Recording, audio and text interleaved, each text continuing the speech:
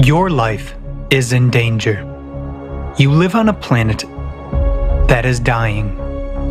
The ecology that provides the conditions for your survival is almost destroyed and continues to be destroyed at a catastrophic rate.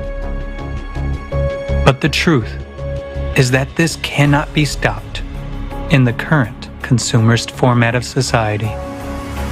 The format of lies, cruelty, and absurdity. Do you want to change that? Then let's take an honest look at what is happening now.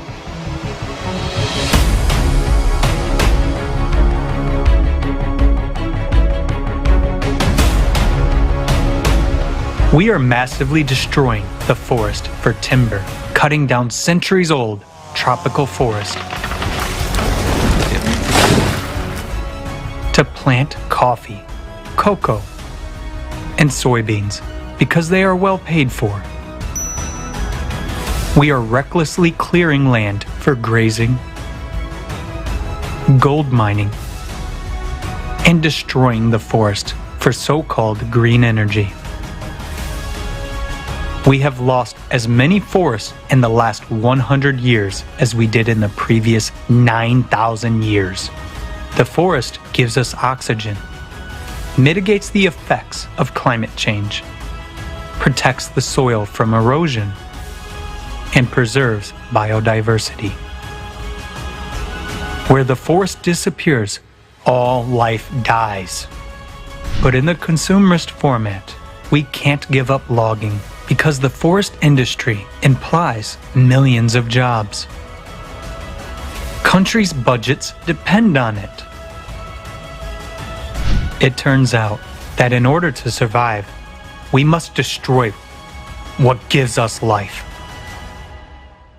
The consumer society is a society of absurdity.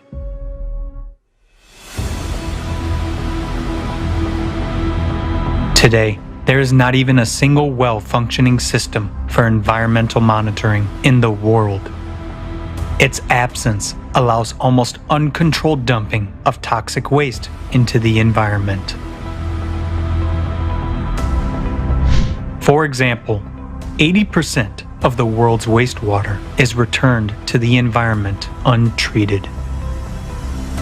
More than 2 billion people are forced to use a source of drinking water contaminated with feces.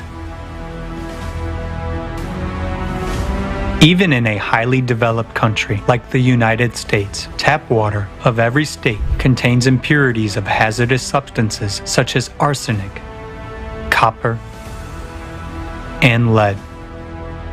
The amount of fines for environmental violations is far less than the cost of environmentally friendly technology.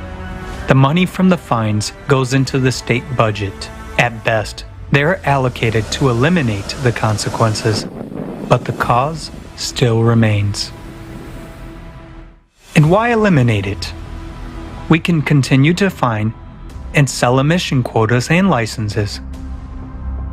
As long as one can make money on this, the problem will never be solved. They just throw dust in our eyes, creating the illusion of an active fight against environmental pollution. The consumer society is a society of lies.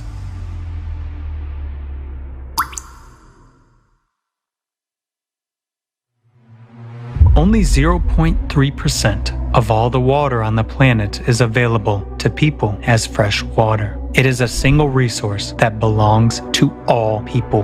Now, 1 in 3 people does not have access to clean drinking water.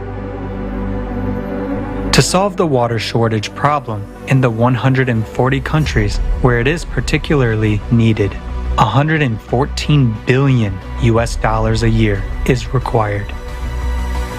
Is it a lot?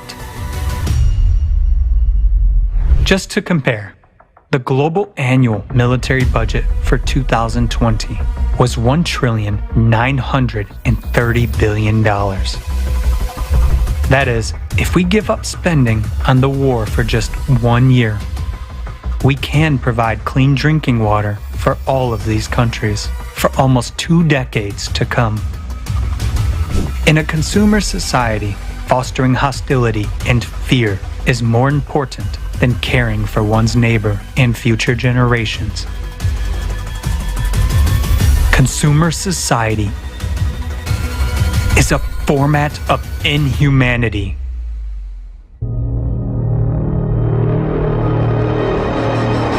Another serious problem of our time is that there are no accessible and safe technologies for waste disposal. Our planet has become a giant landfill.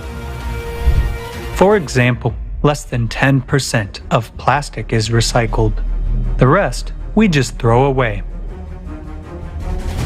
Entire garbage islands have already been formed in the ocean.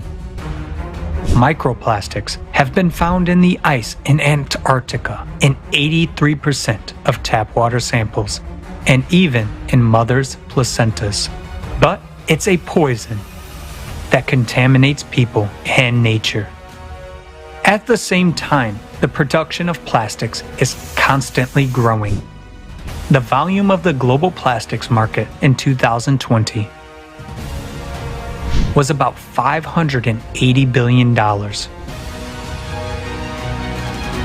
Another paradox of the consumerist format. We are destroying nature and ourselves for money.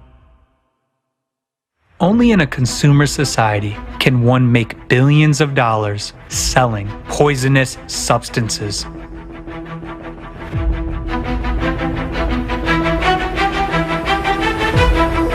The largest pesticide manufacturers in the world derive over 1/3 of their income from the sale of products that are a serious threat to the environment and human health, causing mutations in the body, cancer, and reproductive disorders. Because of the proven harm, most of these harmful substances are banned from use in developed countries. But in order not to lose profits, manufacturers continue to sell them to third world countries, ignoring the fact that we all live on the same planet. And air masses and sea currents do not respect political boundaries. In the consumerist format, financial interests take precedence over human life. Anytime any of us publish a paper saying chemical X is bad, the chemical company comes after us. And they can be quite vicious. So it is a struggle sometimes for scientists to advocate or say something in a public forum out of fear, because the intimidation is real. And most scientists, we don't make a lot of money. We're not getting rich doing this, we're barely hanging on. But these companies have huge amounts of resources, and if they want to come after you, they'll come after you. I mean, the glyphosate story is really illustrative of that. They went after journalists, they went after scientists. So I commend all the scientists who speak at a forum like that, because I'm sure they're all experiencing tremendous challenge, and in some countries they may even be risking their life, like some journalists are. So I can imagine the emotions are quite high when talking about some of these high stakes things. We're in a moment of I don't even know what we're in the middle of. Misinformation, complete untruth. In a society ruled by money and power, where real scientists cannot speak honestly about big problems, we will never know the truth. In such a society, it is impossible to implement technology which can solve environmental problems, and that means we are doomed. To save your life and life on the planet, it is necessary to build the creative society, a safe, fair, sensible society in which the main value is the life of every person. Obviously, the creative society is our only chance. By informing about the creative society, you save the planet. Tell everyone about this. Thanks to you, the truth will spread all over the world. And when all people learn about the creative society by joining together, we will build it very quickly. What is impossible for one is possible for all of us together. Take action to save lives